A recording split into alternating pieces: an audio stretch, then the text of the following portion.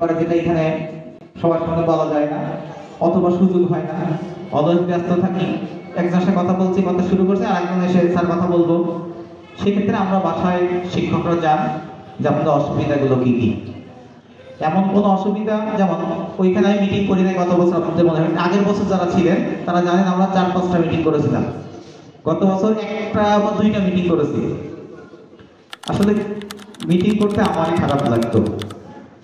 Meeting এর সামনে 10 জনকে দেখতো, পিছনে 10 জন দেখতে পেতাম না মুখ, পিছনে যারা বসতো আমাকেও দেখতে পেত না। এখন যেমন একটা পরিবেশ হয়েছে, আমরা আমার চেহারা সবাই দেখে, সবার চেহারা আমি দেখতে পাচ্ছি।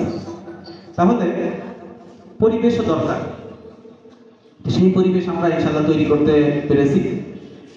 পাশাপাশি আপনারা দেখছেন আমাদের স্থায়ী স্টেজ। আমি গত বছর বলে আসছিলাম যে আমি আমার অনেক অভিভাবকের সঙ্গে আমার মানে প্রতিদিনই বা সপ্তাহে একদিন কথা হয়। আমার মনের কিছু কষ্টের কথা, কিছু আকাঙ্ক্ষার কথা, কিছু ইচ্ছার কথা প্রকাশ করতাম। যেমন ক্লাস 1-এর কিছু অভিভাবক আছেন, ক্লাস 3-এর কিছু অভিভাবক আছেন, যাদের সঙ্গে আমার খুব কথা হয়। ওনারা এখানে থাকেন অথবা আসেন অথবা ইচ্ছা করে দেখা করতে আসেন। এরকম অভিভাবক হয়তো 10-15 জন, কিন্তু আপনারা যদি ইচ্ছা করে দেখা করতে যদি সপ্তাহে একদিন আসেন অথবা 10 দিনে একদিন আসেন অথবা 15 দিনে একদিন আসেন, তাহলে কিন্তু আর যাদের কথা বলছি, যাদের সমস্যাগুলো আমি ফিল করছি, আপনার সমস্যাগুলো আমার কাছে চলে আসতো, চলে আসতে সমাধান করা সহজ ছিল। এখন বা সামনে আছে, এখন বছর শেষে দেখেছি আসলে এটা 25 সালের মিটিং না, এটা কিন্তু আমার 26 সালের মিটিং। 25 সালের মিটিং আমি একটাও করি না। আমি আমার দুঃখ প্রকাশ করছি, ভুল স্বীকার করছি, যেটাই করি না কেন, আসলে গত বছর আমি আমার ওই জায়গায় আসলে সত্য কথা, যারা বাচ্চা স্কুলে রাখছিলেন শুধুমাত্র হয়তো ভালোবাসার কারণে, পড়ালেখার কারণে, পড়ালেখার কারণে এই জন্য বলছি, আমার এক অভিভাবক কম্পেয়ার করলো বড় একটা স্কুলের সঙ্গে, এবং গতদিন আমার রুমে এসে বলল যে তার আত্মীয় বলেছে যেটুকু জানতো সে স্কুলে ভর্তি করে সেটুকুই ভুলে গেছে। এখন এটা আমার কথা না, অভিভাবকের কথা। আমি যদি সেটুকু ভুলি নাই, 10% ভুলছে অথবা 15% ভুলছে অথবা 20% ভুলছে, কিন্তু উনি তো ভালো, আমার চাইতে উনি আরো কম্পেয়ার করতে পারছেন। ওনার বাচ্চা এখানে পড়ে, তার বাচ্চা এখানে পড়ে, কম্পেয়ার কিন্তু প্রত্যেকেই করে। যেমন কতদিন আমি বললাম যে একটা অভিভাবকের সঙ্গে কথা বলার জন্য, একটা সময় দেখেন আমাদের কেনাকাটা আমি ব্যক্তিগত কুষ্টিয়া থেকেই করতাম। আমি 4-5 বছর হলো কুষ্টিয়া থেকে কেনাকাটা করি না। কেন করি না? আমার এই রেস্টুরেন্ট ভিড়ের মধ্যে যেতে হবে, 5 দোকান দেখতে হবে, আর যদি সঙ্গে আমার মিসেস থাকে তাহলে আরো 10 দোকান দেখা লাগবে। অর্থাৎ আমি যে এই ঘোরাঘুরি যে ভাই অনলাইন থেকে কেন, আমিও সেভ, তুমিও থাকো। দোষ হলো কি, খারাপ হলে তুমি তো কিনেছো, আমি তো বেঁচে গেলাম। এটা হলো একটা সুবিধা, কারণ আমার এই জ্যামের মধ্যে যেতে হচ্ছে, মানুষের মধ্যে যেতে হচ্ছে, এত আমার ঝামেলা লাগছে না। পাশাপাশি একই জিনিস 3-4-5 পেজে একই জিনিস, যখন মানে যদি আপনাদের মনে আছে এখন শর্ট কামিজ চলছিল মেয়েদের, তখন সবাই শর্ট কামিজ করতো, তারপর আসলে লং, তো লংই করছে। এটা হলো একটা ট্রেডিশন। ট্রেডিশনের যে ড্রেসগুলো চলছে, হয়তো পাকিস্তানের ড্রেস চলছে, মেয়েদের ড্রেস বেশি, তো আমাদের তো শার্ট আর গেঞ্জি, এর বাইরে কি পাবেন আপনি? সেক্ষেত্রে হলো পাকিস্তানে চললে দেখবেন সব পেজে পাকিস্তানি শুরু হচ্ছে। তার মানে এবার 4-5 জায়গায় কম্পেয়ার করে কোনটা ভালো কোনটা খারাপ। তো অভিভাবক আপনারা যারা আছেন কম্পেয়ার করতে পারবেন, অবশ্যই কম্পেয়ার করবেন। আমি চাই আমার এখানে যারা পড়েন, কম্পেয়ারটা কি হবে, আপনার বাচ্চা 1 বছরে কি শিখলো, অন্য স্কুলের বাচ্চার সঙ্গে আপনি একটু কম্পেয়ার, একটু কথা বলেন, আপনি বুঝে যাবেন যে আসলে 1 বছর আমি কি করেছি। আমরা শীত নির্ভরতা পুরোপুরি বাদ দিতে পারি নাই, তবে 90% বাদ হয়ে গেছে। 2026 সালে শীত নির্ভর কোনো কিছুই থাকবে না। বাংলাদেশ সরকার যে বইগুলো করেছে, এই বইগুলা অনেক গবেষণা করে। আমি কতদিন কথা বলছিলাম যে আমাদের প্রোগ্রামের শিক্ষক অফিসার আসছিলেন, কারিকুলাম চেঞ্জ হবে, বলে কারিকুলাম চেঞ্জ বোঝেন? তাহলে আমি তো, আপনি হলো স্যার, আমি কি করে বুঝবো? বলে একটা কারিকুলাম চেঞ্জ করতে হলে মিনিমাম 30 বছর লাগে, মিনিমাম 30 বছর, তার মধ্যে 10 বছর লাগে গবেষণা করতে হয়, তারপরে যে কারিকুলাম চেঞ্জের চিন্তা করতে হয়। আপনি হঠাৎ করে করবেন, তার সুফল পাবেন। যেমনিভাবে দেখেন আমরা প্রথম আসলে সৃজনশীলে আমাদের বাচ্চাদের বেশ, ওই যে বললাম এখানে কি আছে বলতে পারবে, এটা গেল এক ধরনের। এরপরে আবার আমরা কিন্তু 2 বছরে পরীক্ষাবিহীন 2 বছর 3 বছর পার করলাম। এরপরে করোনা 1 বছর পড়া বাদ হয়ে গেল, 3 বছর 4 বছর আমরা পড়িই নাই। এবছর বাচ্চাদের পরীক্ষা কি জিনিস এটা বোঝাতে এখনো পারি নাই।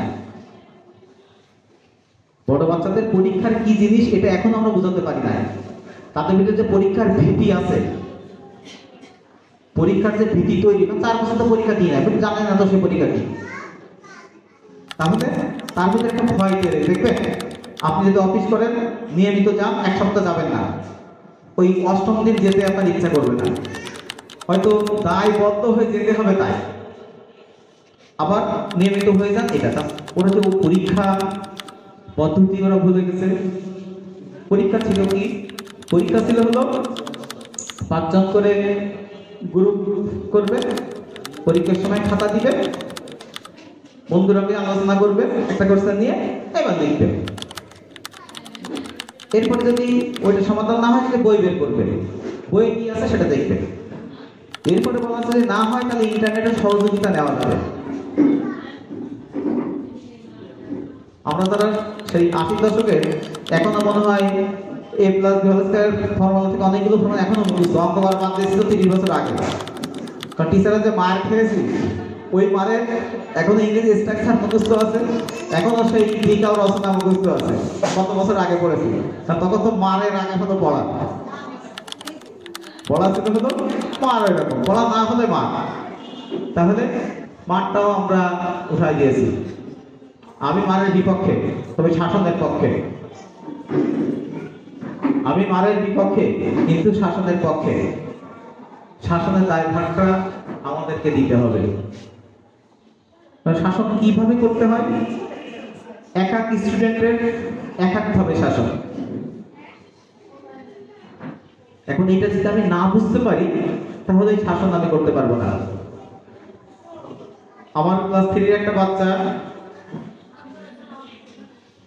আমি জাস্ট আমার এটা বলি, তাই সাইকোলজিক্যালি এটা বুঝতে আমার সময় লাগছে। এবং সেই বাচ্চা বাসায় যে বলেছে যে সায়েন্স আর আমাকে ভালোবাসে না, সায়েন্স আর আমাকে ভালোবাসে না। সেই তথ্য আবার আমার কাছে এসছে।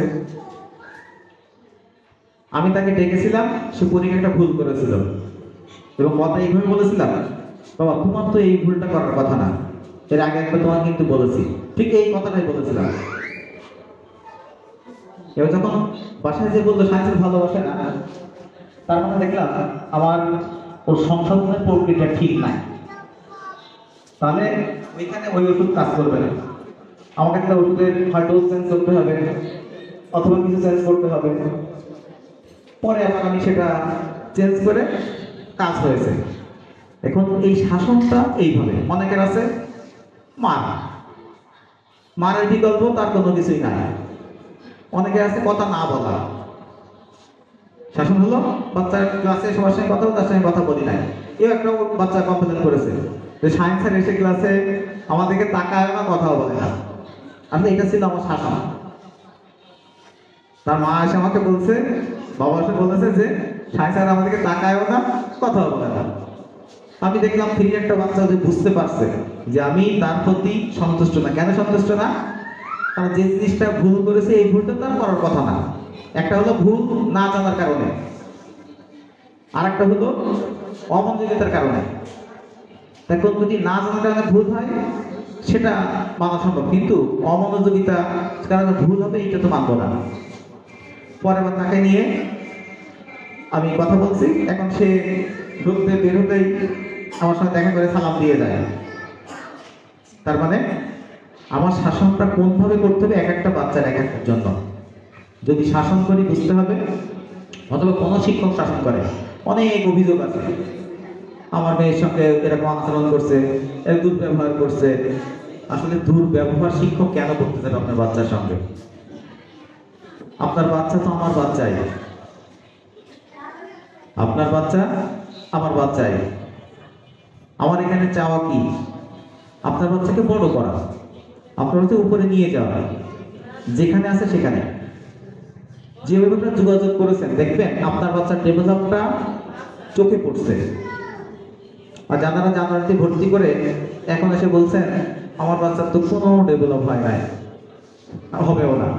আপনি ক্যামব্রিজ বিশ্ববিদ্যালয়ে ভর্তি করেন, তবু হবে না। কারণ কি? কারণ আপনার বাচ্চা আমার কাছে থাকছে 3 ঘন্টা অথবা 4 ঘন্টা। আমি পড়া ধরছি, পড়া হয় নাই। আমি আপনাকে ডাকছি, আপনার এত ব্যস্ততা, সময় পাচ্ছেন না। তাহলে আমি 1 দিন 2 দিন 3 দিন ডাকার পরে আর আমি ডাকছি না, কারণ আমি তো পাচ্ছি না। এবার আপনার বাচ্চা কি করছি? হয়তো 2 দিন শাসন করছি, হয়তো থাপ্পড় দিচ্ছি, কারণ সে তো পড়ছে না, কারণ পড়া থেকে 4 বছর বাইরে, ও তো পড়বে না। তো যে পড়বে না, আপনার সঙ্গে যোগাযোগ থাকা মানে হলো সে কিন্তু একটা ভয় থাকবে, স্যারের এখানে গেছিল। এটা আমি আমার বাচ্চাকে যখন স্যারের কাছে দিয়ে, আমার এই বাসায় হলো অন্য কোনো স্যার নাই, মানে কোরআন শরীফ পড়ানোর জন্য সেই হুজুরকে আমি বলছিলাম, একদিন কথা বলেছে, তারপরে আর আমার পড়ালেখা নিয়ে আজ বলতে কথা হয় নাই। ও কোরআন শরীফ শিখছে, সমস্ত নামাজ কালাম দোয়া শিখছে। 2-3টা কথা বলেছিলাম, তাহলে আপনার বাচ্চাকে আমি দিলাম সহিভাবে কোরআন শরীফ নামাজ কালাম শিখবে, এটার জন্য। আপনি সপ্তাহে 1 দিন আসবেন অথবা আসবেন না, অথবা সপ্তাহে 7 দিন আসবেন, আপনার একান্ত ব্যক্তিগত। কখনো আমি বলবো না আপনি এই মাসে কেন আসেন নাই, কিন্তু আমি চাই শুদ্ধভাবে শিখুক। এই কথা যখন আমি বলেছি, উনি আমাকে মাসখানে যাওয়ার পরে বললো, স্যার আপনি তো আমাকে খুব দায়বদ্ধতার মধ্যে ফেলেছেন, একটু ছাড় দেন। কি স্যার? বললাম সপ্তাহে বলতো আপনি আমাকে নির্ধারিত করে দেন যে কয়দিন আমি আসবো, আমি এটা করব না। এখন নির্ধারিত করা মানে দায়িত্ব নির্দিষ্ট করে দেওয়া, আর অনির্ধারিত মানে দায়বদ্ধতা বেশি। এখন প্রশ্ন হলো, দায়বদ্ধতা বুঝতে হবে, ওই শিক্ষক কি বোঝে নাকি বোঝে না, এটা একটা ব্যাপার। এই জন্য শিক্ষক নির্বাচনের ক্ষেত্রেও আপনাকে সচেতন হতে হবে। আমি কোন শিক্ষককে দিচ্ছি সে দায়বদ্ধতা কতটুকু আছে, তা না হলে আপনার বাচ্চা ডেভেলপ হবে না। পাশাপাশি ইনকোয়ারি করা দরকার। ইনকোয়ারি কি? হঠাৎ করে একদিন একটু পড়া ধরেন না কেন আপনি? এখন অনেক বাবা মারা বলবেন আমি তো রাত 12টায় বাসায় ফিরি।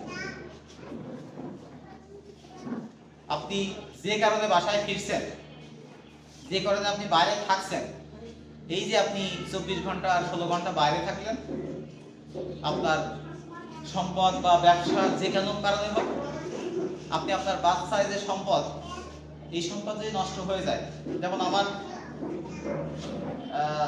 2-3টা বাচ্চা আছে, আমাকে টিসি দিতেই হবে। টিসি দেওয়াই লাগবে, আমার এখানে রাখা সম্ভব না। এখন ওই অভিভাবক আপনি যত ইনকাম করেন, এখন যত টাকা থাক না কেন, ওই টাকা স্থায়ী থাকবে না, ওই টাকা নষ্ট হবেই। সন্তানকে আপনি যার জন্য, আমরা কার জন্য ইনকাম করছি? আমি যেখানে কথা বলছি সকাল 8টায় এখানে আসছি, কালকেও সকাল 7টায় আসছি, গেছি হলো রাত 8টায়। কিসের জন্য? আমার একটা স্যালারি দেয় এখান থেকে, আমার প্রতিষ্ঠান এ করার জন্য।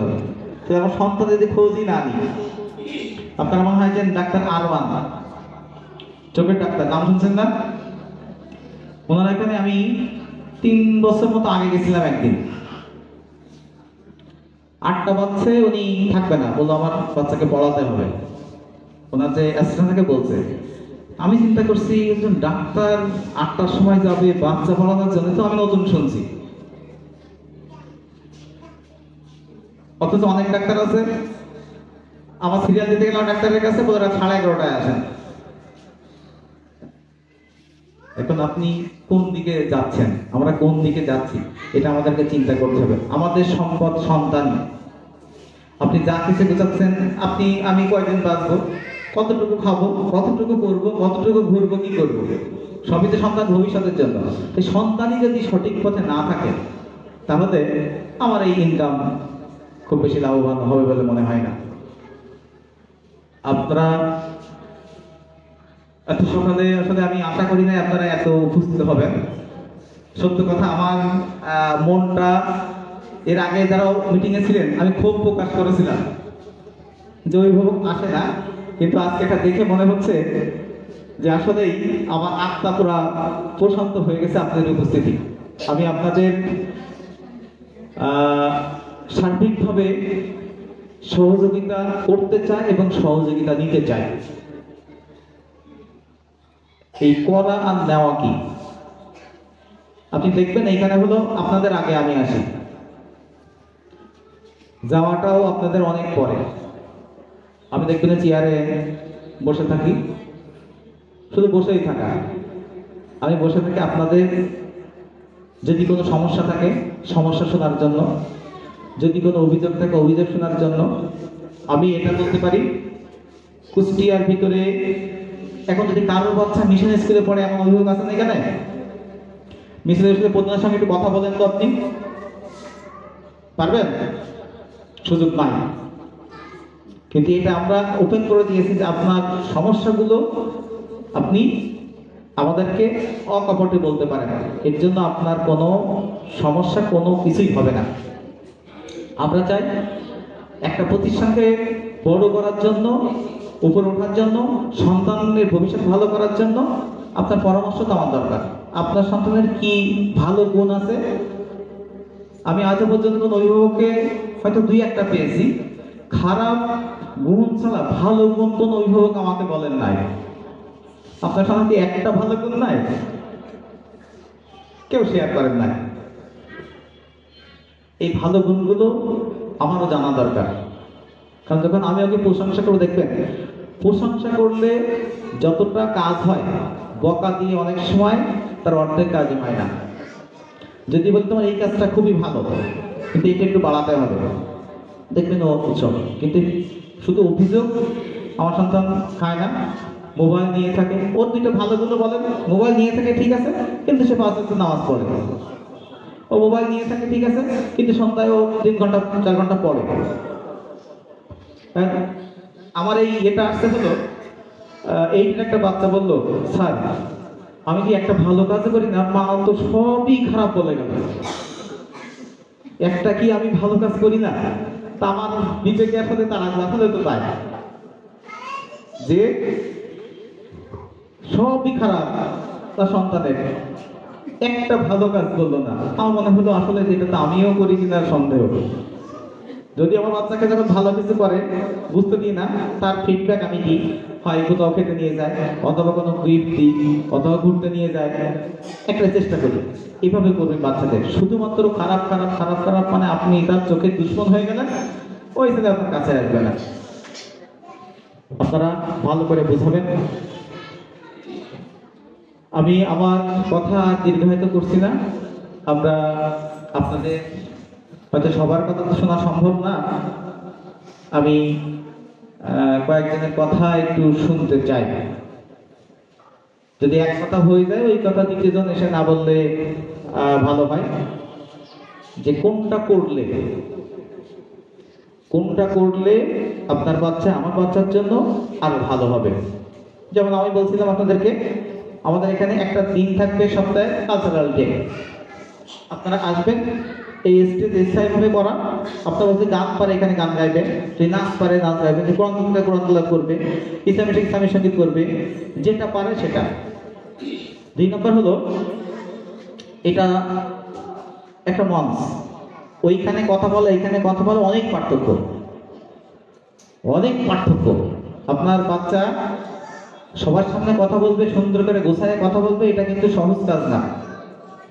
আমি যে এর মধ্যে অনেকেরই ডেকে নিয়ে আসি, আপনার কথা এদিক থেকে ভুলবেন, ওদিক থেকে বলতে থাকবেন, এটা হবে না, কারণ প্র্যাকটিস নাই। আমি চাই ওদেরকে এগুলো করতে, মানুষের কাছে নিজেকে উপস্থাপন করা, রিপ্রেজেন্ট করা বর্তমান সময়ে সবচেয়ে বড় একটা গুণ। আপনারা দেখছেন কর্মক্ষেত্র কমছে, আপনি এআই দিয়ে অনেক কিছু করতে পারেন। এক পেজ লেখা আছে, আপনি এআই তে ঢুকে ছবিটা আপলোড করে বলেন এটা তুমি আমাকে কম্পোজ করে দাও, 30 সেকেন্ডে কম্পোজ করে দিচ্ছে। অথচ আপনি লিখতে গেলে এটা লাগবে আমাকে 1 ঘন্টা সময়। তাহলে এখন কম্পিউটারে যারা কাজ করে এদের চাহিদা বাড়ছে না কমছে? আমার কাছে আমি নিজেই করছি, ক্ষেত্র কমে গেল।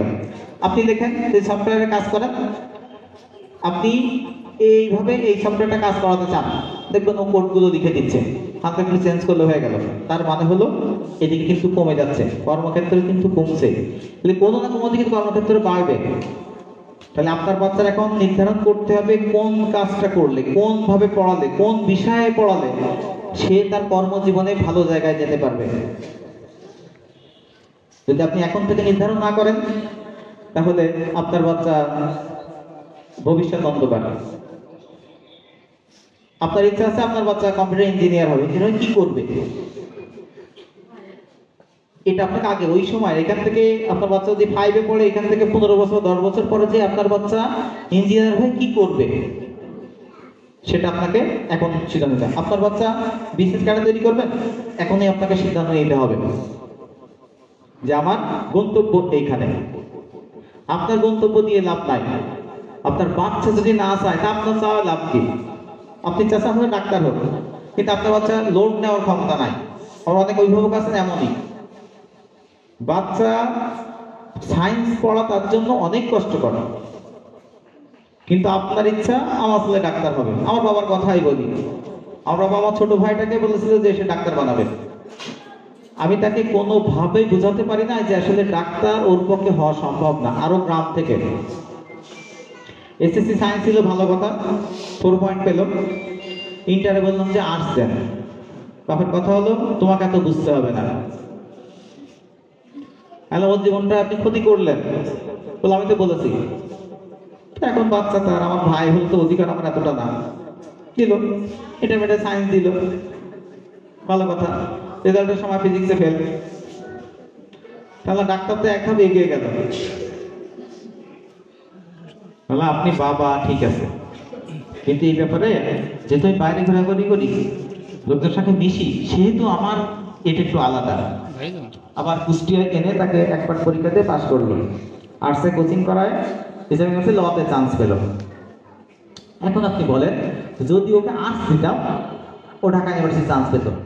আর ঢাকা ইউনিভার্সিটি চান্স পাওয়া মানে বিসিএস ক্যাডার 50%, যে সাবজেক্ট হোক না কেন। কারণ ঢাকা রাজধানী, ওইখানেও পড়বে। ঢাকা যারা ভর্তি হয় ফার্স্ট ইয়ার থেকে বিসিএস কোচিং করে, 4 বছর কোচিং করবে। আর আমরা ইসলামিক ইউনিভার্সিটি যারা আমরা পড়ি, এখান থেকে অনার্স মাসে কমপ্লিট করবো, এরপরে যে বিসিএস কোচিং করে ঢাকায় যাবো। তো ওরা 4 বছর পড়ছে আর আমি যে 6 মাস পরে বিসিএস ক্যাডার হবো, তো কে আগে যাবে? অর্থাৎ এইটা যে কারণে আমাদের চিন্তা, অভিভাবক যারা আছেন আপনার চিন্তাটা আগে ফিক্স করেন। আপনার বাচ্চার সঙ্গে বসেন, তুমি কি হতে চাও, ওর ভালো মন্দ বুঝান। বুঝানোর পরে এবার আপনি তাকে নির্ধারণ করেন। আমরা জ্ঞান অর্জন করতে আসছি, আর ঠিক আছে, কিন্তু জ্ঞান অর্জন আমাদের উদ্দেশ্যটা হাইট হয়ে গেছে। আর অভিভাবক আমার বাচ্চা ভবিষ্যতে চাকরি বাকরি করে একটা ভালো খেয়ে পরে সুন্দর এনে থাকবে, এটাই হলো চাওয়া। কিন্তু শিক্ষার উদ্দেশ্য তো আসলে এইটা না।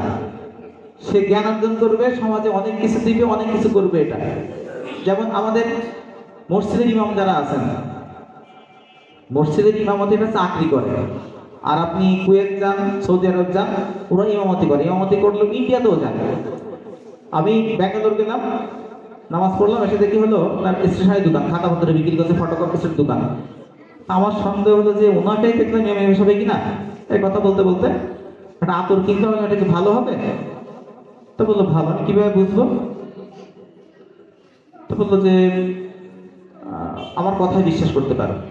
পাশের একজন বলছে ইনি মসজিদের ইমামতি করেন, কিন্তু টাকা ছাড়া। ইমামতি খালি টাকা ছাড়া, আমার ব্যবসা আছে, শুধু নামাজ পড়ায়। এখন আমাদের সমাজ তো এইভাবে চলছে না, আমাদেরকে এটা পরিবর্তন করতে হবে। পরিবর্তন আপনার আমার দিয়েই হবে। যদি আমরা পরিবর্তন না হই, আমাদের এই পরিবর্তন আর কখনোই সম্ভব না। আপনার সন্তান ভবিষ্যতের জন্য আপনি তার সঙ্গে ছোট হোক না কেন, সে হয়তো বলবে যে আমি পাইলট হব, কিন্তু পাইলট হতে হলে কি করতে হবে সেটা তাকে বোঝান। তুমি কি এই করতে পারবা? এখন তো আমার বাচ্চা 2, 3, 4-এ পড়ে, এ আবার কি বুঝবে?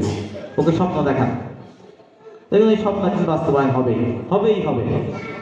আর আমরা যারা আছি উদ্দেশ্যহীন করছে তা করুক, এই উদ্দেশ্যহীনভাবে রাখবেন না। যে কোনো জায়গায় টার্গেট দিয়ে দেন, বছরের শুরুতে টার্গেট দেন, শেষে কি করতে হবে? তুমি এইটা করো, এইটা হবে, দেখবেন ওইটাই করছে। এই জন্য আমাদের টার্গেটটা দেওয়া দরকার যে আমরা সে কি করবে, আর তা না হলে আমাদের এই গোলে মালে চলছে। দেখবেন বেকারের সংখ্যা বাড়ছে না, কেন বাড়ছে? কারণ পরিকল্পনা পড়ালেখা করি নাই। কোনভাবে করলে, কোন পদ্ধতিতে করলে, কোন রাস্তায় করলে, কোন দিক করলে, কোন সাবজেক্ট করলে সে যে ভালো করবে, এটা তো সে বুঝি নাই। অনার্সে চান্স পাচ্ছে ইতিহাসে পড়ে কি করা যায় আর কি করা যায় না এটা জানে না। আমি আমার শিক্ষক নিয়োগের জন্য বিনীত সার্কুলার দিয়েছি, 100-এর উপরে অ্যাপ্লাই করেছে। দেখেন নির্দিষ্ট করে দেওয়া আছে আমার ফিজিক্সের টিচার নিব, একদম তথ্য উল্লেখ করা আছে, ফিজিক্সের অনার্স মাস্টার্স হতে হবে। উনি সমাজ বিজ্ঞানের পরে অ্যাপ্লাই করেছে। উনি যে চাকরি পাচ্ছেন না, কারণ বুঝছেন আপনি? আমি তো উল্লেখ করে দিয়েছি যে এটা উল্লেখ করার পরে উনি কেন অ্যাপ্লাই করলেন? যে সমাজ বিজ্ঞানের পরে ফিজিক্স পড়াতে পারবে? সম্ভব না। তাহলে এই যে উদ্দেশ্যহীনভাবে পড়ালেখা, যদি আপনাকে অনার্স করতেই, আমাদের টেন্ডেন্সি অনার্স মাস্টার্স করতেই হবে, দরকার কি? যদি মেধা দুর্বল হয় কারিগরি দিকে পাঠায় দেবেন,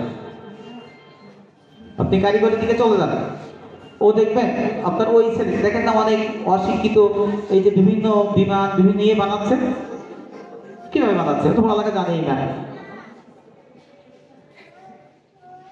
গতদিন চিটাগাং একটা গাড়ি বানাইছে, যেটা হলো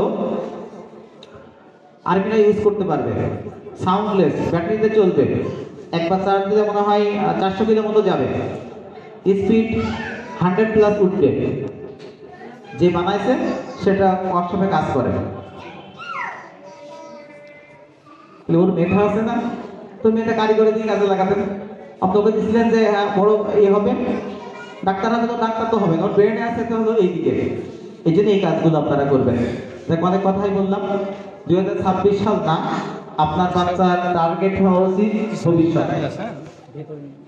আমরা যারা উদ্দেশ্যহীনভাবে এখনো চলছি, আমরা নির্ধারণ করে ফেলি।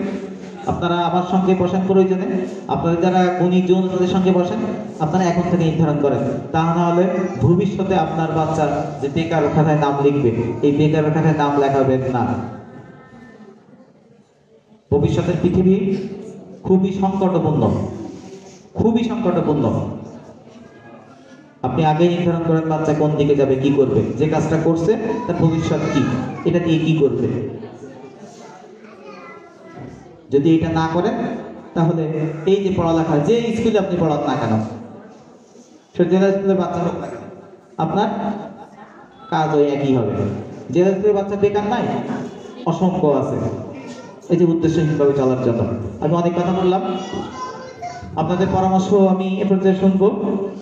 আপনারা স্বেচ্ছায় আসবেন, আমি হয়তো সময় অনুযায়ী যতটুকু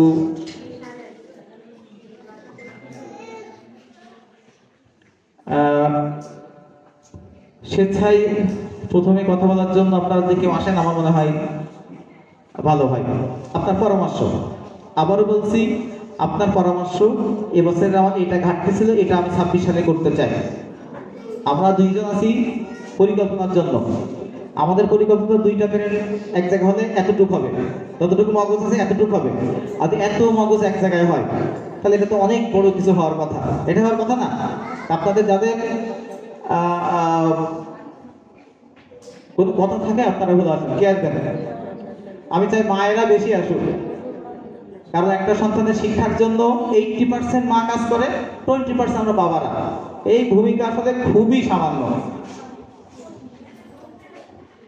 যদি মনে করেন আপনার বাচ্চার সমস্যা হবে, এই আপনার অসুবিধাগুলো কি কি আছে, কি কি ফেস করছেন। সূর্য বাবা, জি থ্যাংক ইউ, আপনি আসেন, স্টেজে আসেন।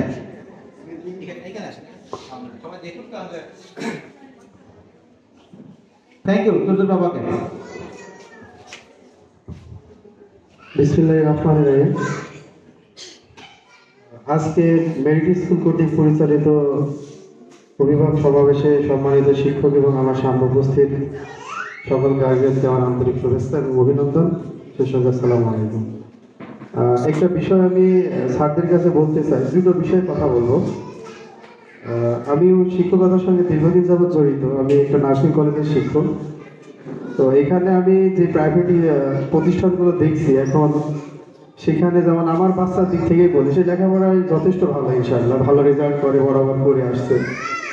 কিন্তু বাচ্চাদের সাইকিয়াট্রিক ব্যাপারে প্রতিষ্ঠান আলাদাভাবে একটু কাজ করবে কিনা, এই বিষয়টা আমার একটু অনুরোধ থাকবে। যেহেতু বাচ্চাদের আচার আচরণ লেখাপড়ার পাশাপাশি তার খেলার সাথীদের সাথে কিভাবে আচার আচরণ করছে, বাসাতে বাবা মার সাথে কেমন করছে, সেগুলো তো আমরা ফেস করছি। তারপর আমার বাচ্চাদের সঙ্গে খেলাধুলা করার সময় কোনো কিছু করছে কিনা, বা টিচারদের সঙ্গে কেমন আচরণ করতেছে, বা তারা ভবিষ্যতে কেমন আচরণ করতে পারে। কারণ ভালো শিক্ষিত হলেই যে আমার বাচ্চার আচার আচরণ ভালো হবে ব্যাপারটা এমন না। এখন এই বিষয়ে যদি প্রতিষ্ঠান এক্সট্রাভাবে যদি একটু কেয়ার নেয়, আমার মনে হয় আরও একটু ভালো হবে আমার বাচ্চার জন্য, বা আপনাদের সবার জন্যই ভালো হবে আমার মনে হয় এটা। আর যেহেতু আমরা এখন সবাই কিন্তু একটা জিনিস খেয়াল করি যে আমরা যেমন স্যার জেলা স্কুলে কিন্তু আগে একটা সময় ছিল যে 2 পাস করে 3-তে দেওয়ার জন্য আমরা সবাই পাগল হয়ে যেতাম। এখন কিন্তু ম্যাক্সিমাম অভিভাবক, আমি একজন বাবা হিসাবে কিন্তু আমার বাচ্চাকে আমি দেবো না দেওয়ারও যথেষ্ট। কারণ আমি আপনারা সবাই জানেন, কারণ এখানে ভালো একটা গাইডলাইন পাই, এখানে পড়াগুলো কমপ্লিট করে যায়, সব কিছু মিলাই ভালো পড়াশোনা হচ্ছে বিধায় আমরা এখানে আসতেছি। তো সেই ক্ষেত্রে আমি প্রতিষ্ঠানের প্রতি এতটুকু আশা ব্যক্ত করব যে বিশেষ করে পড়াশোনার পাশাপাশি তাদের আচার আচরণের ব্যাপারটা শিক্ষকরা আরো একটু বেশিভাবে দেখবে, একটা ব্যাপার। দ্বিতীয় কথা হচ্ছে যে এটা জানি না স্যারদের বিপক্ষে যাবে কিনা, আমি সবার উদ্দেশ্যে বলি, যেহেতু প্রতিষ্ঠান এবার অনেক বড় একটা জায়গা নিয়েছে, এখানে তাদের আগের চেয়ে অনেক খরচ বেড়েছে, সবকিছু আমরা বুঝতে পারছি। এরপরেও আমাদের অনুরোধ থাকবে আপনার আমাদের সবার পক্ষ থেকে, এটা আমার ব্যক্তিগত অভিমত, যদিও আমি কারোর সাথে পরামর্শ করে কথা বলছি না, সেটা হচ্ছে যে আমাদের যেহেতু সামনে ভর্তি, সেই ক্ষেত্রে আপনারা একটু আমাদের দিকটা বিবেচনা করে বাচ্চাদের ভর্তির ব্যাপারটা একটু দেখবেন, তাদের সেশন চার্জ, তাদের মাসিক বেতন। কারণ হচ্ছে যে আমরা হয়তো অনেক বড় বড় প্রতিষ্ঠান আছে সেইখানে বাচ্চাদের দিতে পারছি না, বাট পড়াশোনা তো আমাদের অনেক ভালো হচ্ছে এখানে। আমরা অবশ্যই এখানে স্টুডেন্ট আমাদের বাচ্চাকে রাখবো ইনশাল্লাহ। বাট আপনাদের কাছে আমার অনুরোধ যে বড় প্রতিষ্ঠান, বড় জায়গা নিয়েছেন, এরপর থেকে আমাদের অন্তত গার্জিয়ানের দিকটা আপনারা একটু দেখবেন, এটা আমার অনুরোধ থাকবে আপনাদের কাছে। তো ঠিক আছে, সবার সুস্বাস্থ্য কামনা করছি। আসসালামু আলাইকুম। ধন্যবাদ উজ্জ্বল বাবাকে। দুইটা কথা আসলে বলে গেছে, আমার মনে হয় একটু বলি, সেটা হলো আমরা স্কুলে যখন ছিলাম মাসে একদিন মিলাদ হতো। আপনাদের সব স্কুলে হতো না, আমাদের স্কুলে মাসে একদিন মিলাদ হতো। আমরা মিলাদে ওই যে বাতাসা যেটা বলে, কখনো জিলাপি, এটা 1 পিস করে পেতাম, এটা নিয়ে বাট ধর্মীয় কথাগুলো হতো। তা আমি চিন্তা করেছি মিলাদ না দিলেও সপ্তাহে একদিন একটু আচরণ করতে। এটা পাশাপাশি একটা বিষয় আমার খুব মানে দৃষ্টিকটু খারাপ লাগে, সেটা হলো আচ্ছা এইখানে আপনারা আমরা যারা আছি এর মধ্যে মারামারি কেউ কি করেছেন? কেউ সাপোর্ট দিয়েছেন? সাপোর্ট দিয়েছেন কেউ কাউকে? আপনারা তার এখন মারামারি আমি দেখি নাই, কিন্তু অভিভাবক হিসাবে আমরা হলো বাচ্চারা তো মারামারি করবো, তো স্বভাবসুলভ কাজ হলো এটা। এই মারামারি নিয়ে আপনারা অভিযোগ করবেন না, বরং আপনারা আপনার বাচ্চাকে বুঝাবেন, যে করছে তাকে বুঝান, দেখবেন ও আর করবে না। কারণ আপনি যদি অভিযোগ করেন, তার বাচ্চা আর একজনের পার্থক্য কি হলো? বাচ্চারা মারামারি করবে, এর কলম ব্যাগে নিয়ে যাবে, ওর বই খাতাও নিয়ে যাবে, অভিযোগের সুরে অনেকেই বলেন। কিন্তু এটা তো হতে পারে একটা বাচ্চা এর জন্য, এটা এই জন্য এটা করবেন না। আর আপনারা জানেন বেসরকারি স্কুলের মধ্যে আমাদের স্কুলের বেতন, সেশন সব কিছুই হলো তুলনামূলক কম। আমরা কম্পেয়ার করে দেখবেন তুলনামূলক কম। আর কম্পেয়ার, আমি আগে বলেছি, কম্পেয়ার করুন আপনার বাচ্চার সঙ্গে অন্য বাচ্চার লেখাপড়ার। যদি আপনার বাচ্চার লেখাপড়ায় অন্য নামি স্কুলের চেয়ে ভালো না করে, আপনি আমাকে এসে বলেন, আমি তার ব্যবস্থা নিব। কিন্তু আপনি এটা দেখবেন শুধু টাকা না, টাকার সঙ্গে তার মান তো সেটা হওয়ার কথা ছিল, সেটা কিন্তু হয় না। বরং ওই তুলনায় আমার বাচ্চা সেটা আমি সবসময় ওপেন চ্যালেঞ্জ করি। এবং আমার মনে হয় এখানে ক্লাস 1-এর একজন অভিভাবক, ওনার সঙ্গে কথা বলছিলাম, উনি আমাকে বলছে যে আসলে পড়ালেখায় অন্য স্কুলের চেয়ে আমার ফ্ল্যাটে 3-4টে স্কুলের নাম বললো, ওদের বাচ্চা আছে, কিন্তু সেখান থেকে আমার বাচ্চা অনেক পড়ে, সে ইংলিশ বাংলা সুন্দর করে পড়তে পারে। আমি কম্পেয়ার করেছি, তা আমার চেয়ে আপনি কম্পেয়ার বেশি করতে পারবেন, আপনারা কম্পেয়ার করবেন। আমি আবারও ডাকছি কোনো একজন অভিভাবক যিনি এসে কথা বলবেন।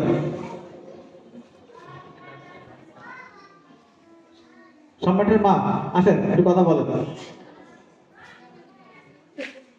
কোনো সমস্যা, আমাদের বিরুদ্ধে গেলেও কোনো সমস্যা নাই, আপনার কথা শুনে, আপনার প্রশংসা তো আমি শুনবই, প্রশংসা শুনে লাভ নাই। আমাদের অসুবিধাগুলো বলেন, আমরা চেঞ্জ করার চেষ্টা করবো। একটু ঘুরে আসেন। ধন্যবাদ সম্রাটের মাকে। এখানে উপস্থিত সবাইকে আসসালামু আলাইকুম। আমি বলতে চাই স্কুলের টিচার সবাই ভালো, সবাই আন্তর্জাতিক সাথে লেখাপড়া করায়, কিন্তু একটা জিনিস আমি আমার নিজের থেকে আমি বলবো যে মূল বোর্ড বই পড়াতে। আমরা যখন প্রাইমারি স্কুলে পড়তাম তখন আমাদের শিক্ষক একটা মূল বোর্ড বই সামনে দিয়ে বলতো এত বেড়া থেকে এত বেড়া পড়তে, এক একজনকে ভাগ করে দিত। কিন্তু আমি মনে করি এখানে একটু এইটা দুর্বলতা আছে, মূল বোর্ড বই পড়াইতে হবে।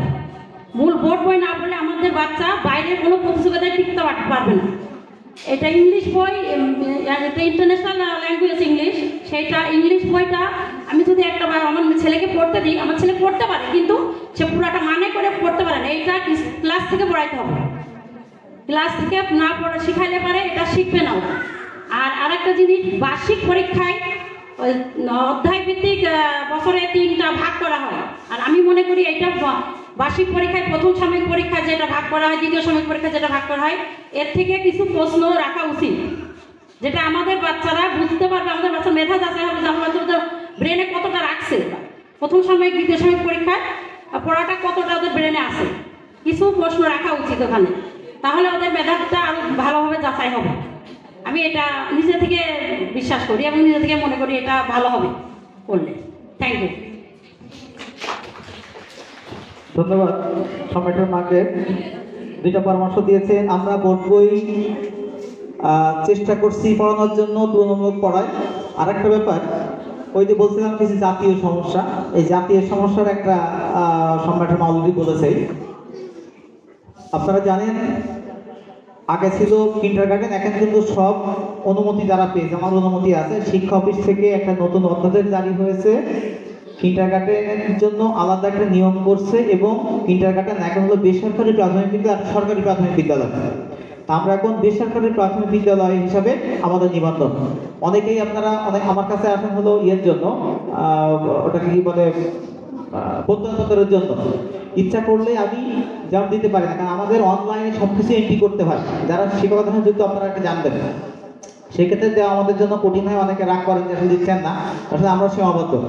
প্রাইমারি স্কুলের শিক্ষা অফিস থেকে একটা সিলেবাস দেওয়া হয়, এই সিলেবাসটা আমাদেরকে ফলো করতে হবে। এই ভাগটা আমি করি নাই, এই ভাগটা শিক্ষা অফিস থেকে আমার কাছে আসে। শুধু এটাও না, আর একটা জিনিস সেটা আমরা ফলো করতে পারি না। মনে করেন একটা অধ্যায় থেকে কয়দিন ক্লাস করাবে এটাও দেওয়া থাকে, আমরা আমাদের মতো করেই হলো করি, যে কারণে আমাদের ওই নিয়মটা আমাদেরকে মানতে হয়। তো এটা আমাদের সময় ছিল, প্রথম সময় বার্ষিক পরীক্ষা ছিল হলো সব বই আমরা পড়ে এসেছি। এখন শিক্ষা অফিস থেকে যেটাই করতে হয়, তবে আপনি যেটা বলছেন আমরা হয়তো গুরুত্বপূর্ণ কিছু অধ্যায় হয়তো বার্ষিকে অ্যাড করার চিন্তা করব। আপনার পরামর্শের জন্য ধন্যবাদ। আপনারা যদি কেউ আরেকজন আসতেন পরামর্শ দেওয়ার জন্য, আসেন, আপনি আসেন। রামানা মাসুদের বাবা, রামানা মাসুদের বাবা। বিসমিল্লাহির রহমানির রহিম। আসসালামু আলাইকুম উপস্থিত সবাইকে। অভিভাবক সমাবেশ 2025 তেমনভাবে এবছর হয়নি। তো শিক্ষার মান উন্নয়ন ও আগামী কর্মকর্ম বিষয়ক যে কথাগুলো এখানে লেখা আছে, তো মাননীয় হেড স্যার আর কি আমাদেরকে একটা কথা বলছেন যে আমরা সবাই মিলে সবার ব্রেন নিয়ে যদি একসাথে কাজ করি তাহলে মনে হয় ভালো হয়। আসলে বাংলা একটা কথা আছে, অতি সন্ন্যাসীতে গাজন নষ্ট। তো পরিকল্পনা এটা স্যাররা করুক, আমরা হয়তো পাশে থেকে অল্প একটু করে একটু সাহায্য করতে পারি। তো পড়াশোনার কথা আমি যদি প্রথমে বলতে হয় তাহলে স্যারদেরকে অবশ্যই ধন্যবাদ দেব, যারা শিক্ষক শিক্ষিকা আছেন তাদেরকে অবশ্যই ধন্যবাদ দেব।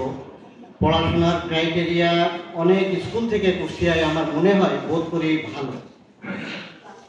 তো আমি আমার মানে সাইড থেকে একটা কথাই বলবো যে যদি উইকলি না হোক বাই উইকলি বা মান্থলি যদি একটা মোটিভেশনাল ক্লাস যদি বাচ্চাদের করানো হতো তাহলে মনে হয় খুব ভালো হতো। তো সবার সুস্বাস্থ্য এবং সর্বাঙ্গীন সাফল্য কামনা করছি। Thank you. ধন্যবাদ সম্মানিত অভিভাবককে। আমরা পরিকল্পনা তো করেই রাখছি, ওই যে বললাম আমি একা একা বসে থাকি, এসে দেখবেন আসলে শুধু বসা না, আমার ব্রেন সবসময় চলতেই থাকে যে আমি কি করবো। কালকে যখন 8টার সময় বের হই, চেয়ারম্যানদের আগে আসলো, তা বললাম অফিসের সাথে এইভাবে করা দরকার, আপনার বাচ্চার ভবিষ্যতের জন্য আমরা কাজ করছি, আমাদের ভুলগুলো নিজের ভুল নিজে ধরা যায় না, এই জন্য আমার ভুলগুলো আপনার চোখে পড়বে, আর আমরা চাই এই ভুলগুলো না করতে।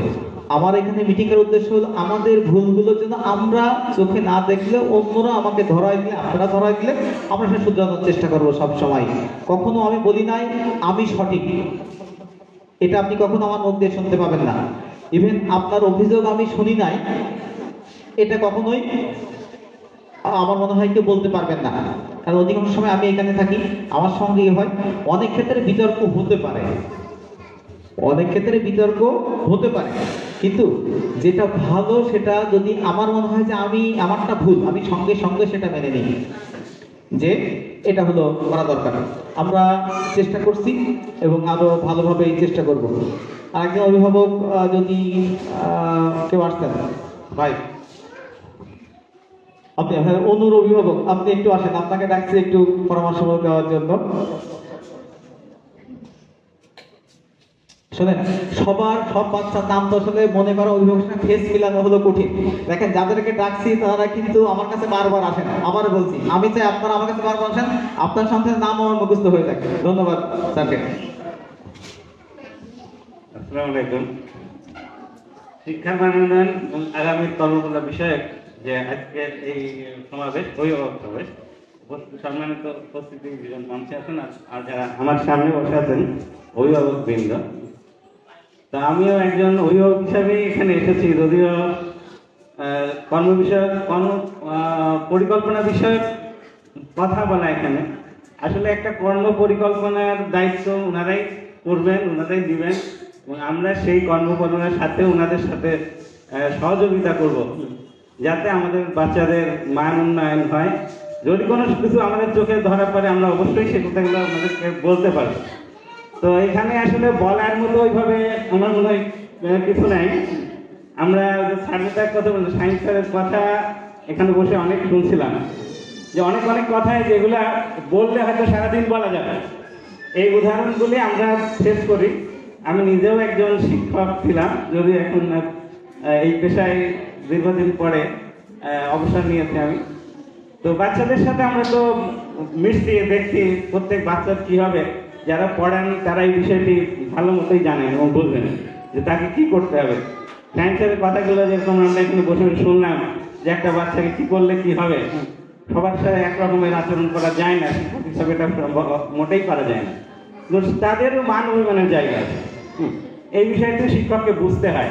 আসলে আমাদের এখানে এই পেশায় যারা আমরা আছি অনেকেই আমার কাছে, আমি শিক্ষকতা করে দেখেছি যে ওই মানের শিক্ষক এখন আর ওইভাবে পারা যায় না। একসময় শিক্ষক যারা ছিলেন একটা সম্মানের জায়গা, একটা এখানে সম্মান সমাজে তাদের একটা অবস্থান ছিল। এখন শিক্ষকতা করতে আসে যারা, তারা চাকরি করে, এটা কিন্তু শিক্ষকতা হিসাবে আসেন কিনা আমার ঠিক মনে হয় না।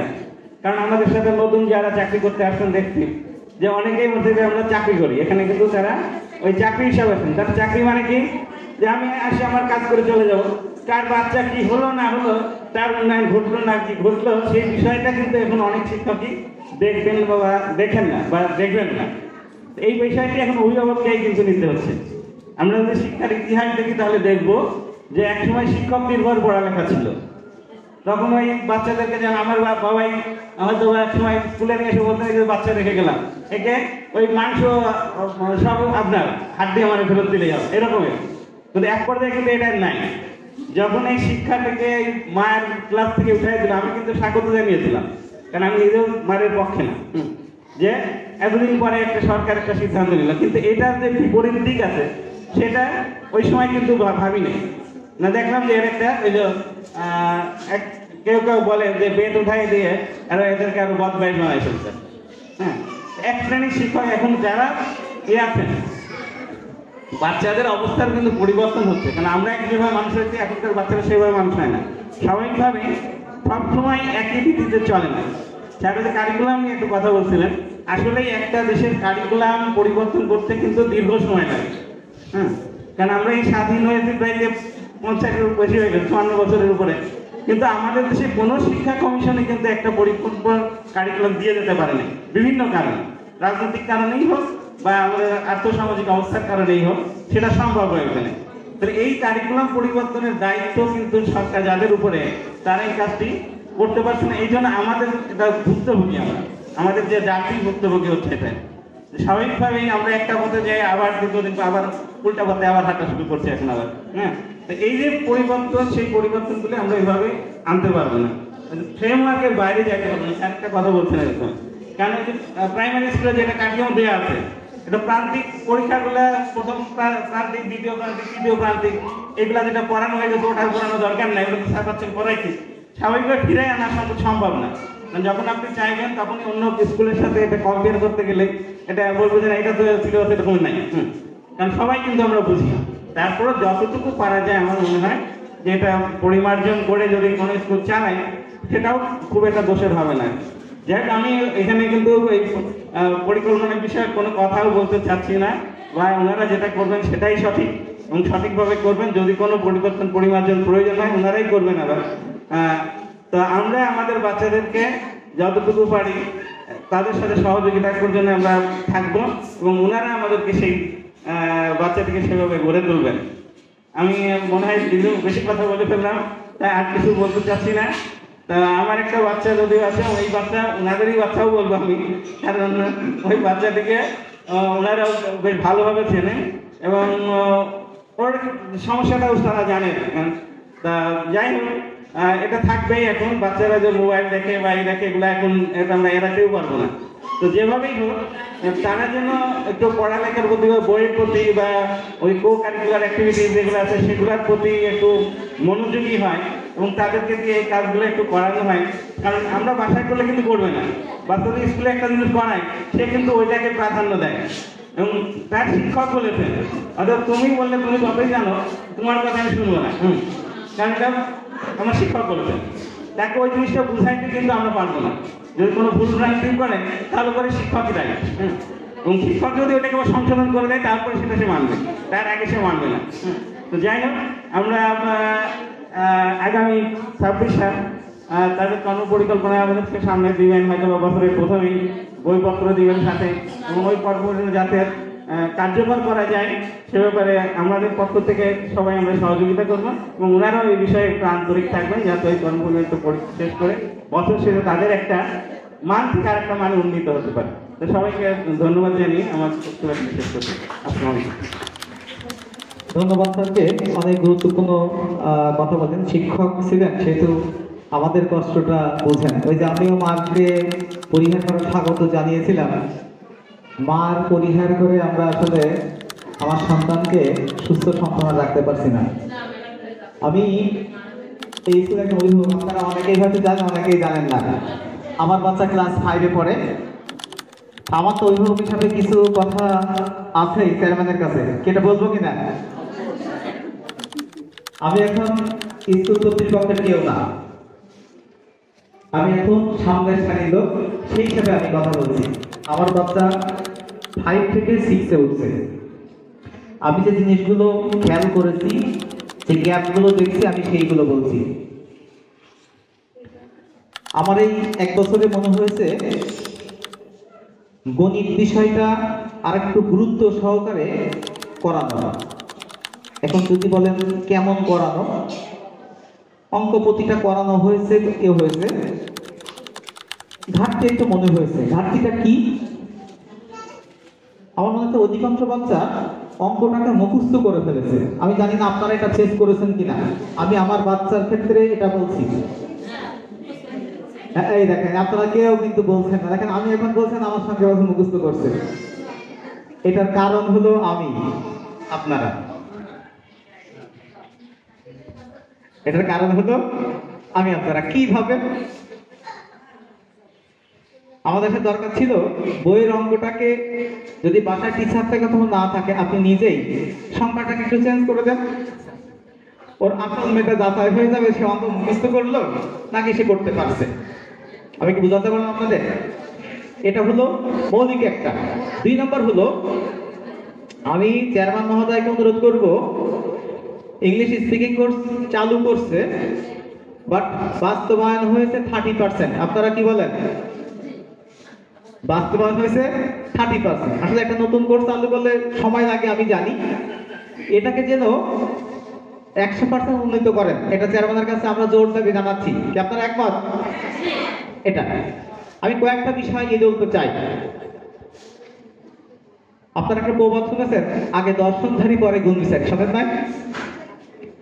আমার বাচ্চা যাকে দেখতে সুন্দর, সুন্দর বলতে চেহারা সুন্দরের কথা বলছেন, সুন্দর বলতে ফর্সা এটা বলছেন, সুন্দর বলতে তার দেখেই তার আচরণ, তার কথা। আপনার বাচ্চা, আমার বাচ্চা বাসায় ঢোকার সময় সালাম দেয় না। এটা স্কুল কর্তৃপক্ষকে দায় স্বীকার করতে হবে যে কেন এটা শেখানো হয় নাই। আমি চাই সামাজিক আচরণগুলা, মৌলিক জিনিসগুলো এখানে, যদিও একটা পারিবারিক শৃঙ্খলা, তারপরও আমি বলবো, ওই আগে স্যার যেটা বললেন, স্যারেরা যদি বলেন বাসায় ঢোকার সময় সালাম দিতে হবে, পরের দিন ক্লাসে একটু ফিডব্যাক নেন, এটা হবে। 2 নম্বর হলো নামাজ, ধর্মীয় দিক, বিশেষ করে যে যে ধর্মের হোক, বিশেষ করে মুসলিম যারা আমরা আছি, নামাজটা পড়ছে কিনা এখন সপ্তাহে একদিন একটু খোঁজ নেওয়া। যদি কেউ নামাজ পড়ে, আমার বিশ্বাস তার আদার্স দিক 80% সলভ হয়ে যায়। 2 নম্বর হলো নামাজ কেন পড়বে। আমরা নামাজ পড়তে বলি, এই যে কেন পড়বে এটা আমরা বলি না, নামাজ পড়তে হবে এটা বলি। নামাজ পড়ার উপকারিতা কি এইটা যদি বোঝানো হয় তাহলে ও নামাজ পড়বে। নামাজ পড়তে হবে মানলাম, ওটা নামাজ পড়বে না, কিন্তু নামাজ কেন পড়বো, আমাদের সৃষ্টি কি কারণ আছে, এইগুলো যদি বোঝানো হয় আমার বিশ্বাস সেই ছেলে নামাজ পড়বে। যেহেতু 6-এ উঠছে, দেখেন আমি এই কথা বলছিলাম, ক্লাস 5-এর ইংলিশ 100 মার্ক পড়ছে, 6-এ উঠে 150 মার্ক। এইবার আমার বাচ্চা কিন্তু আসলে সাগরে পড়বে, আপনার বাচ্চা পড়ছে কিনা আমি জানি না। 5 থেকে যারা 6-এ উঠছেন, আমার বাচ্চা মনে হচ্ছে ইংলিশের সাগরের মধ্যে পড়ছে, পুকুর থেকে নদীতে না যেয়ে একবারে সাগরে যাচ্ছে। তো এই যে সাগরে যে সার্ভাইভ করবে, এটা কিভাবে করবেন, এটা আমি চেয়ারম্যান মহোদয়ের কাছে শুনতে চাই, আসলে কোন ভাবে করলে সেটা হবে। যেহেতু এখানে বলছে কর্ম পরিকল্পনা, এবং আমার বিশ্বাস আমরা বেশি কথা বলবো না, যেহেতু চেয়ারম্যান মিটিং এর নামে কর্ম পরিকল্পনা কি করেন আমরা সেটা শুনবো। ইভেন শোনার পর যদি কোনো পরামর্শ থাকে, এটা আমরা অফিসে আপনারা বা আমরা বলবো, আমরা এটা হলো দিব। আমি কথা বলাচ্ছি না। পাশাপাশি ছোট বাচ্চাদের হাতের লেখার জন্য আরেকটু গুরুত্ব দেওয়া উচিত। হাতের লেখার জন্য খারাপ যদি হয় 80% দোষ মায়ের, এবার মার আমার উপরে ক্ষেপে। হাতের লেখা খারাপের জন্য 80% দোষ হলো মায়ের, বাদ বাকি 20% শিক্ষকের। আপনারা একটু, আমি আমার পরিচিত বাচ্চাদের কথা বলছি, আমি চেয়ারম্যানের ছেলের কথাই বলি। হোমওয়ার্ক দিয়েছে, স্কুল শেষ করছে, এখানে থাকে, ও দাঁড়ায় দাঁড়ায় হোমওয়ার্ক গুলো এত, আমি দেখছি এত দ্রুত করছে। এইসব কোথায় যাবা, তো খেলতে যাবো, আপনি বলেন, এটা হলো দায় ছাড়া। কিন্তু ওকে দরকার ছিল সুন্দর করে বসায়, সুন্দর করে করো, তাড়াতাড়ি করছো, খারাপ হয়েছে আবার করো। যেভাবে 2026 সালে আমার পরিকল্পনা আছে, পড়ালেখা হবে না, আমার এখানে জায়গার অভাব নাই, আটকায় রাখবো। ওইভাবে ফোন দিয়ে বলা হয় আমার হচ্ছে পড়া পারি নাই, ওর পড়া তৈরি করবে, তারপরে ছুটি। পড়া না তৈরি করে আমি এখান থেকে পাঠাবো না, আপনার কাজ কমে যাক, পাশাপাশি ও ডিটেনশন বুঝুক যেহেতু আমার ছুটি হচ্ছে না, দেখবেন ও বাসায় এমনিতেই পড়ছে। আপনার সহযোগিতা দরকার, এই জন্য আপনারা সহযোগিতা করবেন। আমি এই পর্যায়ে কথা বলার জন্য অনুরোধ করছি তিশান সাহেবের আব্বুকে একটু মঞ্চাসের জন্য। উনি একজন শিক্ষক, উনি পাশে আছেন আমার ভাই তারেক ভাই, পরামর্শ দিয়ে দিবে। স্বেচ্ছায় কেউ যদি না দেন তাহলে আমি চেয়ারম্যানের পরিকল্পনা শুনতে চাই। ধন্যবাদ অভিভাবক মহোদয়কে এত সময় দেওয়ার জন্য। আমি এই পর্যায়ে আমি চেয়ারম্যান মহোদয় 2026 সালের যে পরিকল্পনা করছেন সেই পরিকল্পনা উপস্থাপনের জন্য বিনীতভাবে অনুরোধ জানাচ্ছি।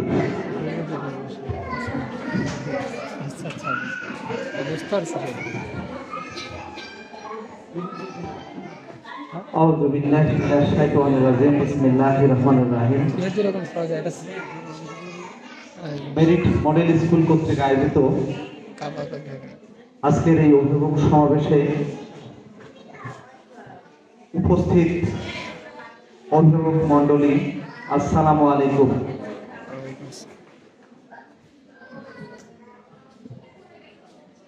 কথা শুনছিলাম,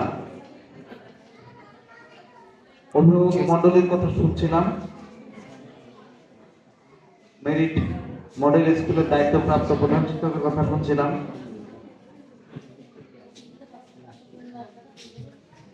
এবং শেয়ার করা হচ্ছিল 2026 সালের পরিকল্পনা বিষয়। 26 সাল না, ওখানে লেখা আছে আগামীর পরিকল্পনা। আগামী শুধু 26 সাল নয়, আপনার সন্তানের আগামী ভবিষ্যৎ, সেই ভবিষ্যৎ বিষয়ে মূলত আলোচনা। আর কর্ম পরিকল্পনা যেটা, সেটা শুরু হয়েছে আপনারা জানেন। মেরিট মডেল স্কুল 2020 সালের করোনার পর থেকে যে অবস্থার মধ্য দিয়ে যাচ্ছিল, অনেক অভিভাবক আছেন তারা জানেন। সেই অবস্থা থেকে খুব অল্প অল্প করে আমরা পরিবর্তন নিয়ে আসছি। সেই পরিবর্তনের ধারাবাহিকতায় আজকে আমরা এখানে আসছি মানে আমাদের কর্ম পরিকল্পনা শুরু হয়ে গেছে। এখানে আমরা কেন আসলাম? এখানে আসলাম এই জন্য, আমার বাচ্চার একটা প্রসারিত মন দরকার। আর প্রসারিত মন তৈরি করতে হলে প্রসারিত পরিবেশ দরকার। তো সেই প্রসারিত পরিবেশে আমরা অলরেডি চলে আসছি মানে আমাদের যে কর্ম পরিকল্পনা 2026 সাল, তা আলহামদুলিল্লাহ শুরু হয়েছে। এখন প্রয়োজন আমাদের সবার সহযোগিতা। এখন এই প্রসারিত পরিবেশে এসে আমরা যে দৈনন্দিন একাডেমিক কার্যক্রম থাকবে, তার মধ্যে আমরা ছোট ছোট সংযোজন আমরা করেছি এবং করব, যার বাস্তবায়নের দায়িত্ব মূলত আমাদের সবার। সিলেবাস প্রণয়ন, আপনারা শুনেছেন যে আমরা বেসরকারি প্রাথমিক বিদ্যালয়ের অন্তর্ভুক্ত, সেই সাথে নিম্ন মাধ্যমিক এবং মাধ্যমিক তো আছেই।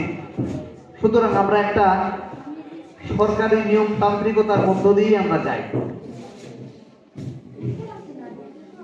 তো সেই সিলেবাস আমরা অনুসরণ করি। গত 3-4 দিন আগে আমার একটা ডিবেট হচ্ছিল আমার শিক্ষকদের সাথে। ডিবেটটা হলো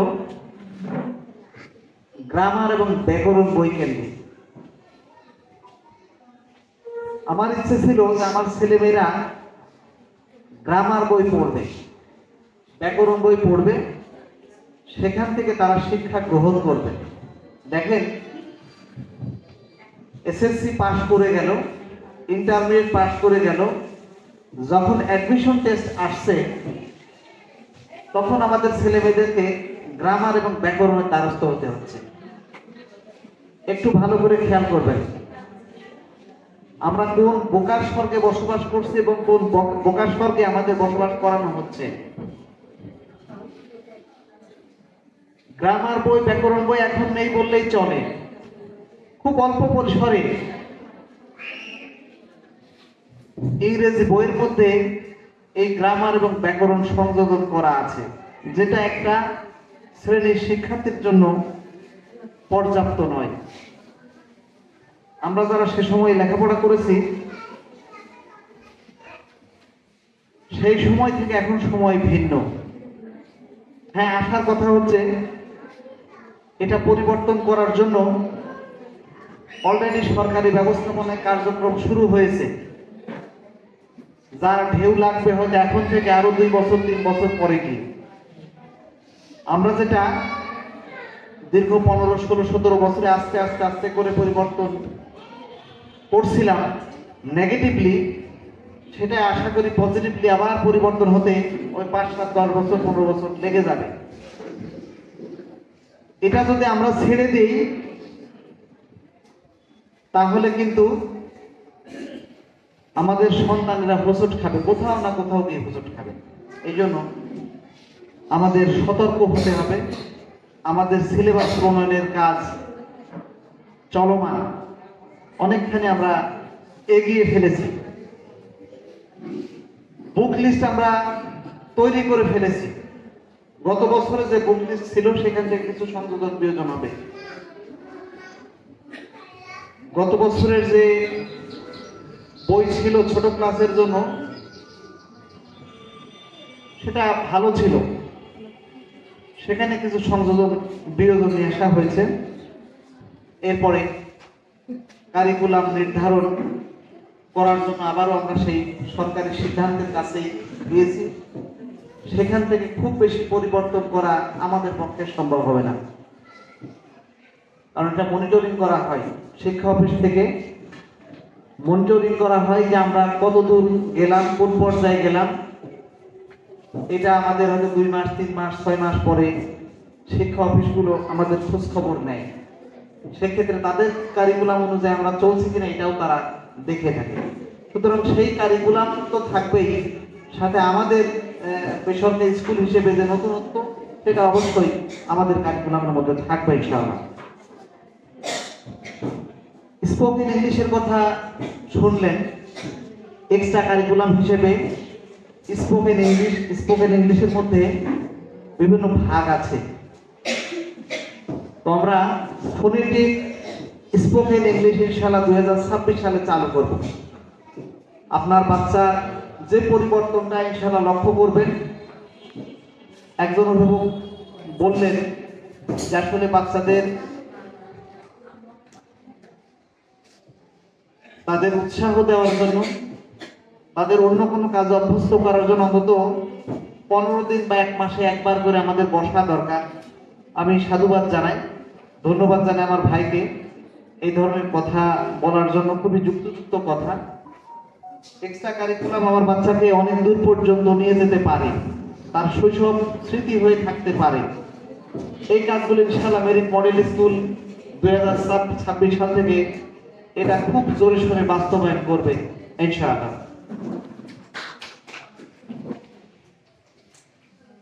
আপনারা জানেন 2026 সালে এখানে হেফজ শুরু হবে, কোরআনের হেফজ শুরু হবে।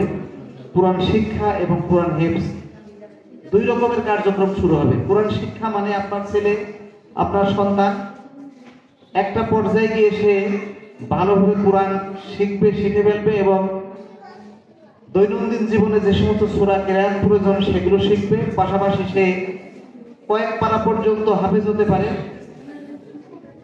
আর হেফজ মানে হচ্ছে আপনার বাচ্চা একটা নির্ধারিত সময়ে সে কোরআন হেফজ করতে শিখবে ইনশাআল্লাহ। আচার আচরণ সংক্রান্ত কথা আমি জেনেছি, আমার ভাই বলেছেন। অবশ্যই 2026 সালের প্রথম 3 মাসে আপনার বাচ্চার আচরণ পরিবর্তন লক্ষ্য করবেন এবং সেটা শেয়ার করবেন।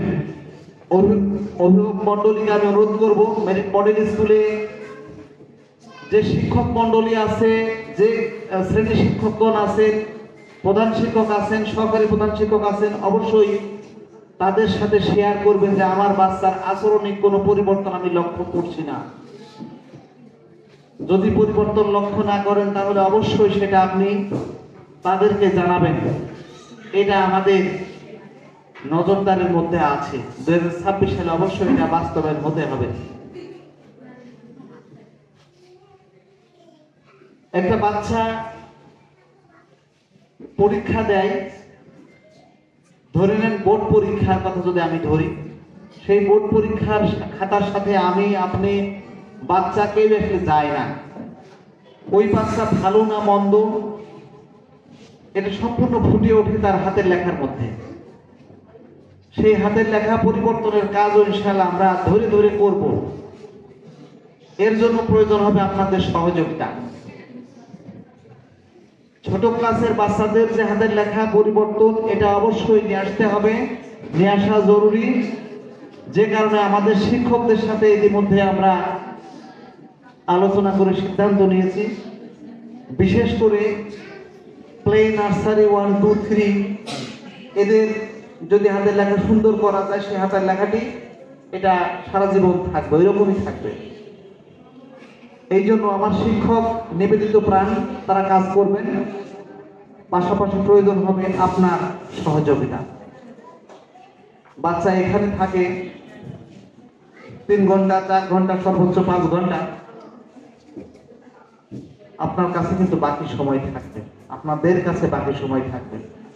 যে কারণে আপনারা চেষ্টা করবেন, আমরা তো চেষ্টার মধ্যে নিয়ে আসছি, আপনারা চেষ্টা করবেন। ডিটেনশন ক্লাসের ব্যবস্থা থাকবে 26 সালে, আপনারা ইতিমধ্যে শুনেছেন। ডিটেনশন ক্লাস, আপনার বাচ্চা দুষ্টামি করছে, সে সময় নষ্ট করছে, পড়াশোনা করছে না, টিভিতে আসক্ত, মোবাইলে আসক্ত, ইত্যাদি ইত্যাদি, যে কারণে হোমওয়ার্ক হয়নি, ক্লাসের পড়া তৈরি হয়নি, আপনার বাচ্চার স্কুল থেকে বাড়ি ফিরতে দেরি হবে। ওই পড়া কমপ্লিট না হওয়া পর্যন্ত আপনার বাচ্চাকে ছাড়বে না। এটা ডিটেনশন ক্লাস, যার জন্য আলাদা শিক্ষক মন্ডলী থাকবে। ডিটেনশন ক্লাস বাস্তবায়নের জন্য আলাদা শিক্ষক মন্ডলী থাকবে। তারা রেগুলার শিক্ষক ক্লাস নেওয়ার পরে ছেড়ে দেবেন।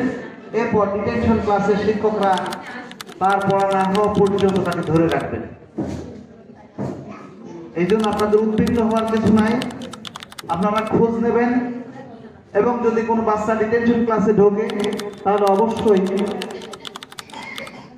আপনাকে এখান থেকে ফোন দিয়ে জানানো হবে আপনার বাচ্চা ডিটেনশন ক্লাসে আছে, তার বাড়ি ফিরতে দেরি হবে।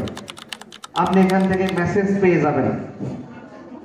এছাড়াও এক্সট্রা কারিকুলামের মধ্যে অনেক বিষয়াবলী আছে, ডিবেটিং আছে, উপস্থিত বক্তৃতা আছে, আরো যে সংস্কৃতি এবং কলা বিভাগের যে সমস্ত বিষয়াবলী আছে সেগুলো আমরা আমাদের ছেলে মেয়েদের মধ্যে বাস্তবায়ন করার চেষ্টা করবো ইনশাআল্লাহ 2026 সালে।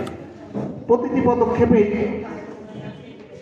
আমার শিক্ষক মন্ডলী আপনাদের শরণাপন্ন হবেন। সুশৃঙ্খল জাতি গঠনে অবশ্যই আমাদেরকে ভূমিকা রাখতে হবে, পরিবর্তন করতে হবে। পরিবর্তনটা শুরু হোক না আমার ঘর থেকে, পরিবর্তনটা শুরু হোক না কেন আমার পরিবেশ থেকে, পরিবর্তনটা শুরু হোক না কেন আমার বিদ্যালয় থেকে, পরিবর্তনটা শুরু হোক না কেন একেবারে সরাসরি আমার খাবার টেবিল থেকে। তাহলে ইনশাআল্লাহ জাতি একদিন পরিপূর্ণ পরিবর্তন লক্ষ্য করবে। আমি আপনাদের সহযোগিতা কামনা করে, দোয়া কামনা করে আমি কথা শেষ করব। তার আগে একটি কথা, 2026 সালে আপনারা আপনার সন্তানদের ভর্তি করবেন। ভর্তি এবং সেশন ফিস এটা আলাদা করা হয়েছে, আপনারা জানেন। যে সমস্ত বাচ্চা ভর্তি হয়ে আছেন তাদের নতুন করে ভর্তি ফিস দিতে হবে না। যারা ভর্তি হয়ে আছে তাদের নতুন করে ভর্তি ফর্ম এই ফিস দিতে হবে না। এছাড়াও 2026 সালে প্রত্যেকটা বাচ্চার জন্য ইউনিক ব্যাগ থাকবে, স্কুল ব্যাগ, যে ব্যাগ ইতিমধ্যে আমরা তৈরি করে নিয়ে এসেছি। আগামী 10 ডিসেম্বরের মধ্যে ভর্তি হলে এই স্কুল ব্যাগ ফ্রি দেওয়া হবে। 2025 সালের 10 ডিসেম্বরের মধ্যে ভর্তি হলে বাচ্চার জন্য এই স্কুল ব্যাগ ফ্রি দেওয়া হবে। যে স্কুল ব্যাগটির বাজার মূল্য আমি প্রকাশ নাই বা করি, হাতে পেলেই বুঝবেন যে এটা একটা ইউনিক ব্যাগ, যেটা স্পেশালি অর্ডার দিয়ে ঢাকা থেকে তৈরি করে নিয়ে এসেছে। এই ব্যাগের পেছনে আমি অনেক সময় দিয়েছি, অনেক দিন ঢাকায় বিভিন্ন ফ্যাক্টরিতে ঘুরে ঘুরে আমি ব্যাগ তৈরি করিয়েছি। এছাড়া স্কুলের সমস্ত শিক্ষা উপকরণ আমাদের ক্যাফেটেরিয়াতে পাবেন। 2026 সালে ক্যাফেটেরিয়াতে কলম, পেন্সিল সহ যাবতীয় জিনিস ক্যাফেটেরিয়াতে ইনশাআল্লাহ পাবেন। তো আপনাদের বাইরে কোথাও ছোটাছুটি দৌড়াদৌড়ি করতে হবে না, সুলভ মূল্যে আপনারা যাবতীয় শিক্ষা উপকরণ এখানেই পেয়ে যাবেন। স্কুল ড্রেসের ব্যাপারে কথা আসে, কোনো অভিভাবক অভিযোগ করে বলেন যে আসলে স্কুল ড্রেসের দাম বেশি নিচ্ছে। আমরা সেই কাজটি করছি, আমরা বিভিন্ন জায়গায় কম্পেয়ার করছি। কম্পেয়ার করে আমরা হয়তো চলতি সপ্তাহে আমরা সিদ্ধান্তে চলে আসব। আমরা বিভিন্ন জায়গা থেকে কোটেশন নিচ্ছি, বিভিন্ন টেইলার থেকে আমরা কোটেশন নিচ্ছি। কুমারখালীতে একটা কোম্পানি আছে যারা ড্রেস তৈরি করে থাকে, প্রত্যেকেই একই কাপড় দেবে, সেই কাপড় দিয়ে তারা তৈরি করে দিতে কত টাকা নেবে আমরা কোটেশন নিচ্ছি। 1500, 1600, 1200 বিভিন্ন জন বিভিন্ন কোটেশন দিয়েছে। সর্বনিম্ন এবং সুন্দর যিনি করতে পারবেন অবশ্যই আমরা তাদেরকে দেব। আপনারা জানেন বুক লিস্ট নিয়ে বেশ কয়েক বছর ধরে সমস্যার মধ্যে দিয়ে যাওয়ার পরে আমরা এখন বই বাইরে দিই না। আমাদের এখানেই ছোট শ্রেণীর বই পেয়ে যাবেন, যেটা বাজার মূল্য থেকে অবশ্যই 10% কমে আপনি পাবেন। বাজারে যা মূল্য তার থেকে আপনি 10% কমে পাবেন। যখন বই আসবে তখন আপনারা এটা পাবেন। তো এগুলো আমরা যাচাই বাছাই করছি। আপনার বই, বাচ্চার ড্রেস, ব্যাগ সমস্ত কিছু আমরা যাচাই বাছাই করে আমরা নির্ধারণ করেছি আমাদের অভিভাবকরা যেন কষ্ট না পান, বিশেষ করে আর্থিক কষ্ট। একজন না বুঝে আপনাকে একটা জিনিস ধরিয়ে দিল, যে জিনিসটার দাম 10 টাকা, সে 15 টাকা ডিমান্ড করে বসলো। এই অসুবিধা দূর করার জন্য ইতিমধ্যে আমরা উদ্যোগ গ্রহণ করেছি এবং সেগুলো আশা করছি আপনারা সুলভ মূল্যে পেয়ে যাবেন। তো আমি আর কথা না বাড়াই, সবার সুস্বাস্থ্য এবং দীর্ঘায়ু কামনা করি।